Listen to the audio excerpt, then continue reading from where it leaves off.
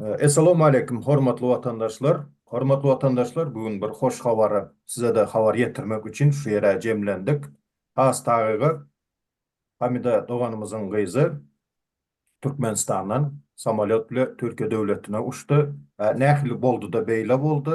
Bir näçe gezek synanyşyklar şu wagta çelip uçsuz boldy. Gözüňiz aýdyn, bugün ýolagçy ýola düşüpdir. Hamida apa özüňiz jikmejik gürrüň berseňiz, şu barada aýdyp berseňiz. Assalamu alaikum bizi izleyenlere. Benim kızım ama geçirilmedi 15. Temmuz günü, yani uçak bileti vardı, geçirmediler. Hiçbir sebepsiz student okap yoran kız, haberiniz var. Haberli yoklar ne haberli olsun. Studentleri bile geçirmediler. Şimdi evvelam Allah, sonra da Helsinki Fond kuramasının yardımı, kömegi 15 minde yakın etip aydıp haklarımızı talep ettikten sonra çıkıp bildi. Yoksa 6.000 dolar istediler. Ne çekecek geldi aeroporta, hatlarımızı almadılar. Ama aeroporta gelende biri 4.000 dolar istedi, biri 6.000 dolar istedi. Hatta biz var ya onu yani hazırladık bile o 6.000 doları, tamam da yani okulu köymesin, bir cahil olsa da o Türkmenistan'a kadr hazırlayalım, kadr tayarlayalım, bizi elimizden gelen kömeği edelim, Türkmenistan uçunam deyip vatanımızı sevdiğimiz için çocuklarımız, yani çağalarımız okusun deyip gayret görsettik. Ama bizim hükümetimiz ne ömrünü yakmak için çağını geçirmediler. Böyle hakkımızı talep ettikten sonra bu haberim sizi kuvvançlı havalı sizinle paylaşayım dedim. Adam yalı hakkınızı talep etseniz ne bolye, yani direneceksiniz bir halkımıza, şu haberleri yetireyim dedim ki bunlarım haklarını talep etsin, ağlaşıp bu yankı zombiye menzep gezmesinler yani. Böyle dirensinler, haklarını talep etsinler. Yani bu pulunu almadıp içi yanıp kalanlara da söyleyin. Biz ne zamana kadar, kaçana içerli, biz tanış arkalı yani geçmeli, tanış arkalı ya da para verip geçmeli biz Türkmenistan'dan. Ya da bir işimizi para verip ya da tanış arkalı bitirmeli. Hatta bir bilet alıp bilmedim yani kızım. Sonku dakikalara kadar kasanın önünde ağlap durdu, biliyorsunuz mi? Bir tanış tapıp telefon ettirip ettirip aldık. Ben şu sözatlar aytmak istedim halkıma da, hakkınızı talep edin diyen. Allah da sizin müşküllerinizi ansat etsin. Sizin sayenizde yoluk görsettiğinizler, Allah razı olsun, ettirip şu sizlerin kömeğinizden geçti. Hiç gibi pul falan vermedik. Rozu ayağa söz sizden, Aydaverin dinleyiz sizden. Sağ olun sözleriniz için. Ozal öğlen Hamide gelince size de gözüne aydın demekçi kızınız Türkmenistan'dan çıkarttır. Hükümet nämeyen bolsa bir näçe kynçylyklara özleri halkın ve edilşe sizin kızınız ýaly bir näçe ýaşlara da bir näçe kynçylyklary döretse de elbette kynçylyk ýollardan geçmeni başardy kızınız. Yine bir gezek gözünüz aydın. Allahcan bundan beýleki ýollarda açık olsun. Yönemenin esas şu yerde size bir esası belirleyecek zadım var. Hormatly dinleyiciler, hormatly adamlar, elbette şulara ýaly hakkınızı, hukukunuzu, beýleki bir meselelerde özünüze gerekli olan kanunu yollardan talep etmeli güýçlerinizi döwlet tarapyndan veya döwletden talep etmeni başarsanız elbette aşılmajak ýoluň ýoklugyny inhaştadan görseň boljak. Menin bunu diýmemin sebebi näme üçin diýeningizde ene 30 sentýabrdan başlap häzir 11 oktyabra çelini şu taýda Polşanyň merkezi Warşawada hem OBSE-niň ýygnagy dowam edip durdy. Şu ýygnakda esasy bellemeli zat halkara adam hukuklaryny goraýan guramalar bilelikde, bular hemmesi bilelikde bir näme rapor düzüpdirler. Mesela şolaryň içerisinden haşol Türkmen Helsinki Fondu, Türkmen İnisiyatiwasy, Human Ranch ve Freedom House ýaly beýleki guramalarla bilelikde Türkmenistan barada bir gaty uly tuğutnamaly ähli nämes elinde olan rapor düzüp edil şo nämeni, şol düzülen rapory men özüm öz gözüm bilen şo ýygnaga gatnaşyp gördüm. Sebebi şol Türkmen Helsinki Fondunyň başlygy özü öz eli bilen ombudsmanyň eline goşurdy şol haty. Bunu goşurmasynyň sebebi näme üçin diýeňizde ýa-ni şol taýýarlanan raporda Türkmenistan barada gaty uly bir aýylganç hem bir näçe kynçylyklara sezewar bolup duran ýagdaýlary barada suutnamalar barda, şo Türkmenistan barada. Elbetde muny şol halkara guramalarynyň hemayaty bilen hem de şol Türkmen Helsinki fondunyň başlygy hut özüniň öz eli bilen gowşurmasy bütün Türkmenistan üçin, yani bütün Türkmen halky üçin bu ýerde bir gaty uly rol oýnady da. Sebäbi näme üçin diýeringizde, geçen ýyl seredende Türkmen wekilleri tarapyndan gelip şu ýygnakda da yani çıkış edip Türkmenistanyň dip missiýasyndan gatnaşan adam bar ýok, 2 adamdy. Olar şol 2 adam bolup gatnaşanda geçen ýyl şol 2 adam 2 gün gatnaşdy. 2 günden soň gittiler yani. Bu ýyl olar 3 adam bolup geldi dip missiýa. 3 adam boldu. 3 adam bolup gelse de 3 gün gatnaşdy. 3 günden soň bular ýene ýok boldular. Sebäbi näme üçin diýeringizde, bu gezekki çıkış Türkmen wekilleri, Türkmen adam hukuklaryny we insan hukuklaryny gorayan guramalar tarapyndan gaty uly, yani suutnamaly hat üstü bilen berilen yani jogaplar oldu Türkmen dip missiýalaryna. O sebäpden Türkmenistan tarapyndan gelen dip missiýa 3 günden galman eýem şol ýygnagy terk edip gittiler. Yine bir bellemeli zat şu taýda hepdeniň soňu bolanda, ene hepde geçen hepdeniň soňu 5-nji gün yine Orta Asya oýunçylyny şeýle bir ýygnak geçirildi. Bu ýygnakda hepdeniň soňu bolmasyna bile seretmezden gaty uly çekleşikli, soraga jogaply şeýle bir ýygnak oldu da. Wapşy umuman muny gören göz bilen, eşten kulak bilen deň bolmaz diýişýäli. Öz gözüňiz bilen gören olsa käbir adamlar ynanardy da. Sebäbi näme üçin diýeringizde, şu taýda şu Orta Asyanyň goňşy döwletlerimizden ene Özbegistanyň dip missiýalary, gelingene Täjikistanyň dip missiýalary, şolar otur şu taýda şol ýygnaga gatnaşdylar. Hatda şolar da men hayran galende, şolar häzirem bar. Men şu güne meni ýygnakdan häzir çykdym saat 5-de. Häzirem şonu görüp oterinde şu ýygnakdan gaýdanymda şolar gatnaşyp ýör. Şolar özleri barada, öz döwletiniň hökümet tarapyndan bir nägilelik ýüze çykan ýagdaýynda öz raýatlarynyň, yani raýat toparlarynyň arzy şikayatlaryny şu taýda OBS-de yani çykyş edip aýdan halkyň arzyny dinlemek üçin şolar şol öz raýatlary bilen bir ara gelip, yani dil tapyşyp özara şu meseleni öz ara çözülüşmek üçin elinden gelen edip durlar da. Yani şöyle ýanky Özbegistanyňky, Täjikistanyňky, Garagalpak döwletininki.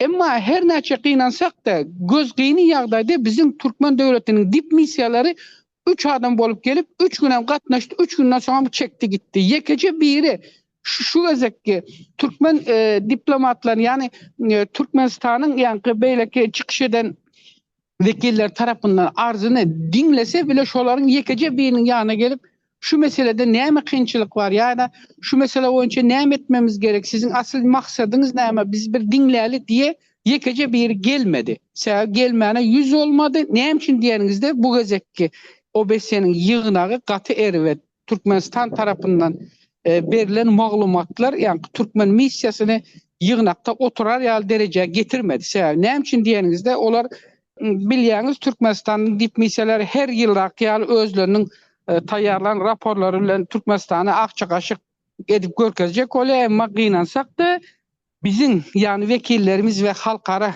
insan haklaryny ve guramalary, insan haklary ve olaryň hukuklaryny gorayan guramalar yazılı şekilde, yani suutnamaly, yazılı, ähli nämeler bilen bilelikde OBS-niň nämesiniň başlygynyň öňüne hut Täjigül Beymetov özü öz eli bilen tapşyrdy. Şonu men özüm öz gözüm bilen gördüm.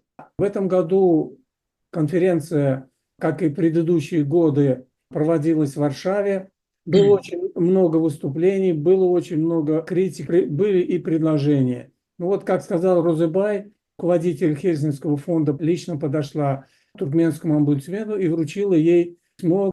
Ситуация этого дела показала то, что туркменский омбудсмен может решать вопросы.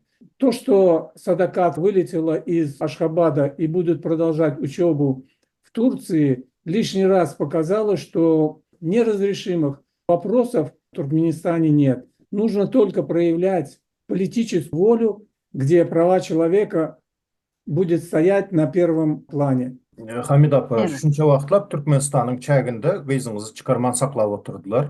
Şol döwürde ýagny okuwuny okamady, ýagny Türkiýede däldi. Indi şu okuw ýerinde gyzyňyza hiçbir problema çykmazmy? Şunça wagtlap okuwa gelmedi diýip Açıslığına zat hopu var mı? Şu arada kızıklandım, gurun verseniz. O katı yankı kıyınçılık öğreter. Yani eyle beyle der. Çünkü en sonki çislasında 9. yarın yani kimligi, Studentski kimliginin tarihi bitiyor. Kızımın. Yine de tavşırılmadık egzaminleri vardı. O bir sürü kıyınçılık. Yine de bir günün kalıptır deyip Türkmen hükümetinin girgizmesliğe mümkün. Men onun için avukat ayarlap hazırlap otayım. Avukat gelip advokat yani. Burada avukat diyorlar. Adlakat tayarlap otayım, geçip ertir bir günün kalıptır deyip geçirmezliğe mümkün deyip onam tayarlap otayım. Nem için biz böyle kösenişmeler yaşamamız gerek. Nem için bizim hükümetimiz nem için bizi beyt azapa koyuyor. Onam nem için diyen savabından sorağı bizim adamlarımızdan hemmesi biz bunları yani yalakaçılık edip arkadağımız deyip ava hissat bilen işimiz yok, karnımız doysa boldu. Ava yankı doğulan gün toyumuzu versek boldu. Başka zatmen derdimiz yok. Komşu ülkede bomba yakbatı mı? Komşumuz aç yatıyor mu? Komşumuzun çağası trek gerayın çekti mi? Hiç kimden iş yok. Şunun için hele bu zatlar bu yaşadıklarınız az diyecek olan halkımıza kafanızda yani başınızda taşam yağar bile yaşasanız. İnsanlığınızın hakkını verin. İnsan gibi yaşam deyip aytmak isteyen. Tabii ki yani geçirmezliğe mümkün. Çünkü bir gün kaldı deyip. Bir gün der yani yarım gün yani bir saatler kaldı onun kimliğinin dolmasına. O bularım haklı yani. Bu da yani sen göz yaşın deyip Türkiye nemesinin kanunu bozup bilmeye. Onun için avukat tuttum, adlakat tutup otayım. Ne için bir kösenmeli men? Adamlar ne bizim yüzümüzden, hükümetin yüzünden değil. Biz adam yal yaşamalı. Biz adam yal haklarımız, hukuklarımız talep etmeli. Sizlerim şular yal kadro yetiştirip atenelik hakkınızı vermenizi, insanlık hakkınızı vermenizi, oğullarınız, kızlarınız okutup haklarını talep etmegini yani zombilaştırmasına yol koymamasınızı kayiş eden halkımızdan. İlki de yani varsınız, Allah yardımcınız olsun sizin hem. Sağ olun, köp Allah razı olsun. Sonuna çeli men bilen dertleştiniz, kıynaldınız. Sonuna çeli hakkımı talep ettiniz. Sizin evvela Allah, sonra da sizin sayenizde. Allah razı olsun. Hememizden Buyurun. razı olsun Hamid apa. Amin. Biziniz sağman okuğunu okap, diplomlarını almağını arzu ettiyiz. İnşallah has bir Amin. güçlü problema çıkmaz. Türkiye devleti de yani düşünceli yağdayda davranar yani yağdaya düşüner deyip umid ettiyiz. Söz sözlecek var mı başka vatandaşlar? Benim üstada birazcık koşacak zadım var. Hamide gelinecek kızınızın şol oku meselesi bilen bar oku meselesi var arada birazcık gençlikler yüze çıkar. Elbette çıksa bile sizin şol kızınız Türkiye devletindeki kaysi yukarı okuyacağına hususu veya devlet okuyacağı üniversitelerine eğer egzamin tapşırmalı olan olsa ya doküment tapşırıp geçip bilmedik yağdayında da yankı şol Türkiye'nin yankı şol yankısını ayrıca Türkiye'deki hukuk koruyan ya da Türkiye'deki hukuk bürolarının advokatlarından yani aklovçularından birini alıp hükmanı suratta şonun işini derin etmeye sizde %100 mümkünçülük var. Bir, iki, şol kızcağızın şol yukarı kucağına vaktinde gelip bilmenin sebebinin ehli delilnamalarını suutnama esasında yani advokatınızın hut özünün katlaşmağında gerek olsa şol Türkiye'nin bilim ministerliğine hem de şol yukarı haysi yukarı okuyacağına tapşırılırsa şu yukarı okuyacağının rektörlüğüne de arz edip bütün delilnamalar onun kopyasını onlara da verip bunu kanun esasında yani kızınızın hakkını şu tayda talep edip biliniz. İkinci şol kızınızın şol güneçelini geç kalıp şol okula gelip bilmenin sebebi var adı Türkmenistan'ın yöreti Ankara'daki ilçhanasının bilim baradaki bilim bölümünde seyreden o şol cevapkarları gerek olsa şu tayda Türkmenistan'ın Ankara'nın Daşarı İşler Ministerliği hükmanı suratta sizin bol kızınızın işini seyretmeye bilim ministerleriyle birlikte himayet edip bilirler. Ben bunu geçen yılda ondan 2018 ve 2019 yılda şeyle bir Türkmenistanlı adında ağza oturacaklar. Türkmenistanlı ikrayatımız şeydip öz hakkını kazanıptırlar. Kazanıptı. Ben onu bilen şu sebepten. İkinci, en son kaç çekene bir radım. Şu gazetki yankı yığına geçirilen OBS'deki yine geçirilen yığına katı yan kardeşimyal, bellek geçişimyal, katı çekeleşikli, katı seryozlu yani hakiki suutnamalarla şeyle yığınak boldu da, yani gepin kıskası hazırem devam edip dur. Ene şu geçen heptedeki yığınan sonunun neticesini Karakalpakistan, yani Özbekistan devletinin Karakalpakistan Avtonom Respublikasının yani vekilleri şu tayda yani şu taydan aydayn o şol vekiller bizim şu adam ve insan hukuklarını koruyan kuramalarımıza şol geçen 5-nji günkü geçirilen yığınakta eden çıkışlar için katı ulu Tanrı halkasına aittiler hazır. O şunam şu taydan yetireyin şulara o hem kim eşitsin Anadolu'da tecrübeyi hem meniz farida hem meniz eşitmin o sizlere katı ulu Tanrı halkasına aitti ve düğün ve şugun Özbekistan Respublikasının yine yankı şu ilçileri näme bilen şu Karakalpakistan oblasının vekilleri bilen özara duşuşuk geçirip oturdular. Я еще раз хочу добавить то, что неразрешимых проблем в Туркменистане нету. Все они решаемы. Необходимо проявить политическую волю. Факт того, что решился вопрос Садакат, еще раз показало, что омбудсмен может в ее силах сделать так, чтобы права человека в Туркменистане были на первом месте. Кроме того, мы на конференции особо отмечали о том, чтобы туркменские власти прекратили преследование активистов. Ведь это тоже граждане Туркменистана, чьи права тоже были нарушены. Я думаю, что власти должны и над этим вопросом призадуматься. Не нужно делать из собственных граждан врагов. Мы не враги. Поэтому мы еще раз обращаемся к омбудсмену, чтобы более внимательно подходили к тем вопросам, где нарушаются права людей. Şular el düşünün, aftisanlı kıyızınızın yola çıktır deyip aydan olsa, yani şu aftisanlı demek, yani dokumentallı kıyızınızın yolu açıldı demek manını anladı. Ya sebebine için diyenizde dokumentallı diyende, yani kıyızınızın ozal çok kıyızınız Türkiye'den Türkmenistan'a girende kıyızınız deport edilen o arada hiç bir olar bir bilgi ya da maglumat veren yoktur. Yani esası bu yerde görünüp göze görünüp duran belli bir zat. Yani şu Türkmenistan aradaki tankidi meseleler elbette siz taraftan veya bizler taraftan köp dile getirilen için, şunun için olar size ağır için kıyızınızı şey etip sakladılar. Yani deport edilmeyeler onda. O dokumentallı olan kıyızı rayat hiç yerden deport edip bilmeye. Bu birinci zat. İkinci bir belleme zat. Bir yarım yıl deportun var deyip yüzünü açtılar yani. Aydanda da görkezi bilmeyeler. Görkezi bilmeyeler. Deportasyanı görkezi sebep görkezi bilmeyeler. Sebep görkezme için okuyuz. Deportasyanın näme kanunu, haysi maddasını buzdu deportasiya bolar yani. Onların elinde hiç suutname yok. O suutname bolman için sadece size ağır etmek için şolar kıyızın vakitleyince yolunuz bağlap sakladılar. Bu mesele hem onlar için bir pilyos oldu mu diye fikir etseniz pilyos olmadı, minus oldu. Katı ervet rezultat getirdi onların öz başına. Hani şu tayda yığınak başlarında, yığınak ikinci gününde şu Türkmenistan'da şu Amerika'nın elçihanasının vekilleri şu tayda ahli Türkmen vekilleri ile ertir saat 7'den başlayıp hatta biz görüşüp şolar ile duşuşup şu dine bir sizin kıyızınız değil, bir neçe adamların ahli suutnamaların şoların elinde var, verildi ellerine. Aydıldı diyem. Hatta duşuşup sohbet özara gepleşildi diyem. Oturuşup bütün meseleler kozgaldı diyem.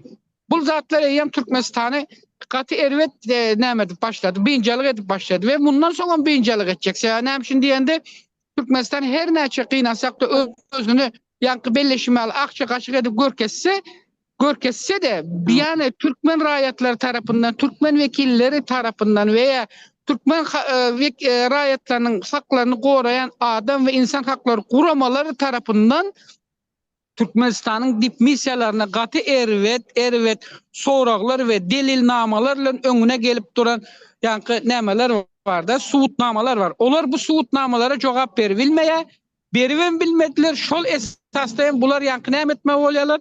Ya öz eden işinden el çekmeli oluyorlar. Bolmasa da eden işinin neticesini hükman suratta özler görkezmek mecburunda kalıyor. Yine bu işin asıl meselesi bu yani. Мы провели сайд-ивент под названием «Политические преследования в Туркменистане и Каракалпакстане». В сайд-ивенте приняли участие официальная делегация Узбекистана. После сайд-ивента Мы встретились с делегацией Узбекистана. В частности, я беседовал с омбудсменом Узбекистана. Мы договорились о том, чтобы обмениваться информацией, и те вопросы, которые возникают в связи с событиями в Каракалпакстане, будем обмениваться информацией и находить общие точки соприкосновения. Никакой агрессии, никакого недопонимания, никакой вражды при нашем разговоре не было. И наметили контактное лицо, через которого мы будем работать именно с узбекским омбудсменом. Хорошо бы туркменскому омбудсмену взять пример узбекского омбудсмена, точно так же наладить контакт со всеми туркменскими правозащитниками и совместно решать вопросы.